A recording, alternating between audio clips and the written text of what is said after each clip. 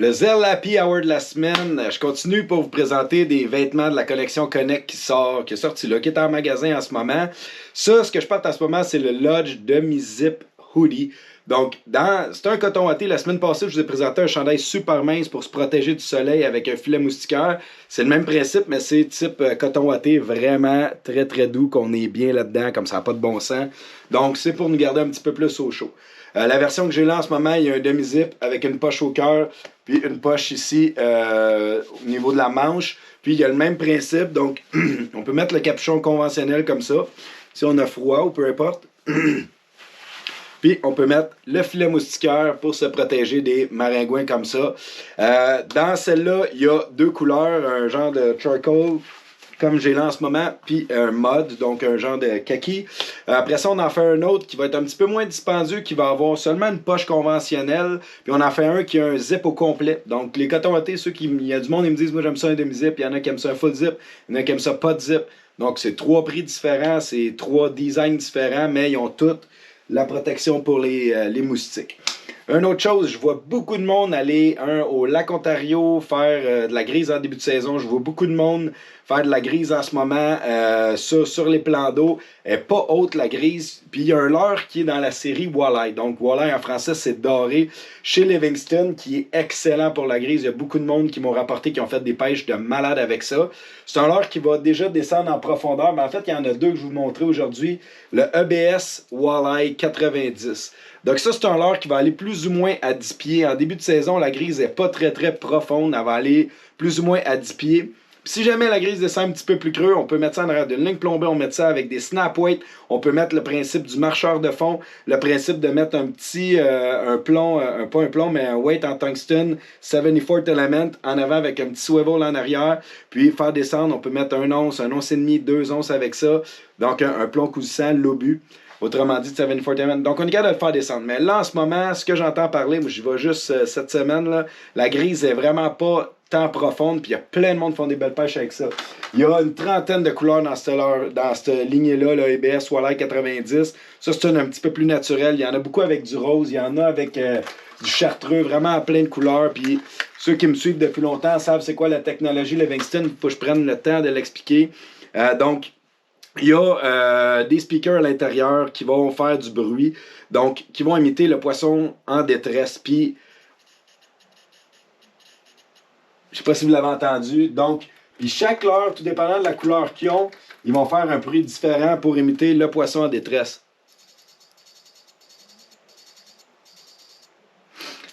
Ça, les poissons viennent fous avec ça. On a de plus en plus de preuves au Québec de, tu sais, quand c'est moi qui vous le dis, ah ouais, ok, le gars il prêche pour sa paroisse, mais du monde, des clients qui viennent en magasin, j'ai fait une couple d'événements récemment, ils viennent me voir et disent, hey, c'est malade là, j'ai eu des attaques, des histoires, 2 one-anish sur le même leurre, c'est arrivé l'année passée à un de mes chums, un monsieur, je vends ça, je dis, hey monsieur, vous allez avoir 2 one-anish sur le Jerkmaster Junior. Il revient le lendemain, il envoie une photo à mon ami, il dit, hey, le leurre tu m'as vendu hier, regarde ça, 2 one-anish sur le même leurre, il y a juste 2 trépieds, là, c'est fou ben raide.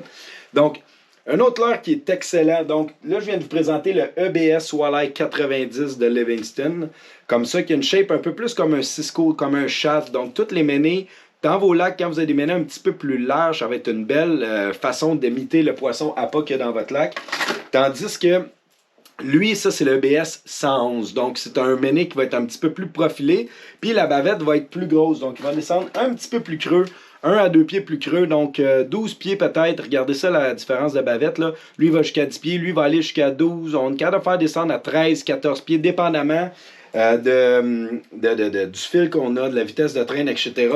Puis, ces deux leurres qui vont avoir des actions différentes aussi, donc, par rapport au profil et par rapport à bavette aussi. Lui, il va nager un petit peu plus comme ça. Quand on va aller plus rapide, il va avoir une belle nage plus lent, une belle nage bien saccadée. Lui, il va faire des plus gros mouvements. Donc, c'est de l'essayer, c'est de le mettre à l'eau puis voir lequel qui fonctionne le mieux pour vous. Puis encore là, on peut les faire descendre à n'importe quelle profondeur comme on le veut. Dernier petit truc, je vais vous parler au Zell Happy Hour de la semaine. La pêche est cassée, j'ai le goût de parler de plein d'affaires. Les Cuff Groove, je me souviens pas, je l'ai présenté l'année passée, mais ça, c'est le genre d'affaires qu'il faudrait que je présente à toutes mes capsules tellement que c'est merveilleux. Donc, les petits Cuff Groove, tu mets tes baits à l'intérieur comme ça reste en place, ça bouge pas. Quand tu veux les prendre, c'est super simple, tu le sors de même, tu le remets dedans. Qu'est-ce que ça permet de faire? C'est que tes leurres, tu sais, là, moi, c'est toutes des Livingston, ça vaut 22$ chaque. Tu veux pas qu'ils soient toutes graffinés par les hameçons des autres. Donc, en les mettant comme ça, ils se graffinent pas ensemble. Puis, tu sais, quand tu mets toutes tes leurres dans ton coffre conventionnel, t'en mets 3-4 dans le même petit carré, t'arrives pour les sortir, t'es obligé de shaker pendant 5 minutes pour que ça se défasse. Donc, de ce cas-là, de cette façon-là, ils restent tous bien séparés. Tu es capable de bien les voir, dire, OK, c'est lui que je veux aujourd'hui. Bon, là, tu le sors, tu le prends. Ça, c'est la couleur éperlante. Donc, c'est vraiment simple. Donc, moi, j'en ai vraiment plusieurs. Je les utilise à toutes les sauces. Ça, c'est mes Jerkmaster avec des plus grosses bavettes. Ça, ici, c'est mes Jerkmaster Junior. Ben, c'est plus mon coffre à grise, donc des couleurs plus flash. Je donne un petit cue vite fait pendant qu'on est là. Hey, j'en donne dans cette zèle, la Hour-là de la semaine. Donc, cette couleur-là ici, orange pour la grise, dans le Jerkmaster, là, complètement malade. Je vous dis ça de même. Un petit cue. Ici, j'ai mes crankbait. Donc, tu sais, j'ai vraiment plusieurs. Donc, ça, c'est mes Howler DMC. Donc, plusieurs coffres pour ça, pour tout séparer mes leurres. Ils se superpositionnent l'un sur l'autre. Sont vraiment faits fort. C'est des petits aimants qui les tiennent. La rouille ne pogne pas là-dedans. C'est écœurant comme petit tackle box pour mettre vos leurres, pour bien les protéger. Dernière petite chose que j'ai oublié de dire, sur les leurres Livingston, toutes les hooks, vous n'avez pas besoin de les changer. J'ai écouté une vieille émission d'amateurs de pêche. On prenait une grise sur un poisson nageur. Puis là, je n'étais pas gêné dans ce temps-là, je connaissais pas la business. J'ai dit, ces leurres-là, il faut que tu changes les hooks, ça vaut pas de la merde. Blablabla. Bla, bla, bla, bla. Donc, dans cette compagnie-là, tu n'as pas besoin de changer les hooks. C'est, dans le cas des EBS Walleye 111 et 90, c'est des VMC 2 fois plus forts. Donc, c'est vraiment numéro 4, là, des très très bons trépieds que tu n'as pas besoin de changer. Donc, bonne pêche, allez pogner du poisson. Puis envoyez-moi des photos sur pogner du poisson avec des Livingston. Good? Bonne pêche.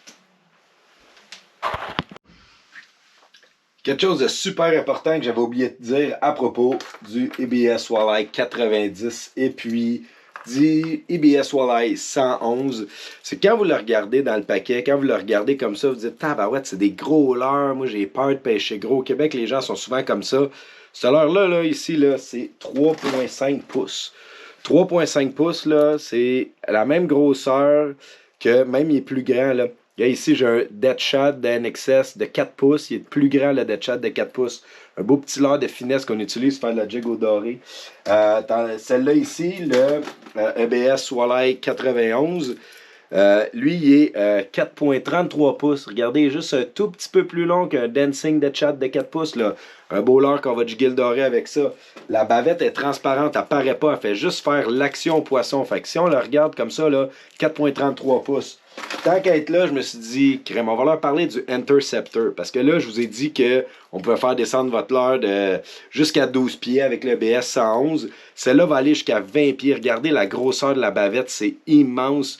Donc, le Interceptor, si vous n'avez pas de downrigger, vous n'avez pas de d'épicé, vous n'avez pas de ligne plombée, vous n'avez rien, prenez ça. Je vous conseille de prendre ça sur un lancer-l'eau. Personnellement, moi, c'est ce que je fais. Ma canne de prédilection, c'est la Deadeye Bottom Bouncer, une canne faire du marcheur de fond qui prend jusqu'à 3 onces. C'est une action médium modérée, donc elle va bien faire travailler le poisson nageur. Elle est capable d'en prendre même avec ces grosses bavettes-là. Elle ne va pas être tout le temps pliée en 4 quand on va vouloir pêcher avec. Puis c'est une 7 pieds 10, donc ça va éloigner les poissons nageurs du bateau. On s'empêcher de se pogner dans le moteur en arrière. Puis on met un petit convecteur low profile là-dessus. C'est ça coche. J'en ai donné en tabarouette cette semaine dans le Zell Happy Hour de la semaine. Donc, tu sais, pis ça, c'est une série de leurres pour le doré. Fait que ça, vous achetez ça, vous faites de la grise avec ça, vous faites plein d'espèces en début de saison avec ça. Puis après ça, ben, quand vous allez aller au doré, Gouin, en plein milieu de l'été canicule, faire descendre des leurres, le fleuve Saint-Laurent, c'est écœurant, le Kabonga, peu importe où ce que vous allez, quand les dorés sont plus en profondeur, c'est des leurres qui marchent super bien. Bitquinty, etc., ils prennent ça full pin, les Grands Lacs, donc tous des trucs comme ça. Donc, la série EBS Walleye 90, 111, Interceptor.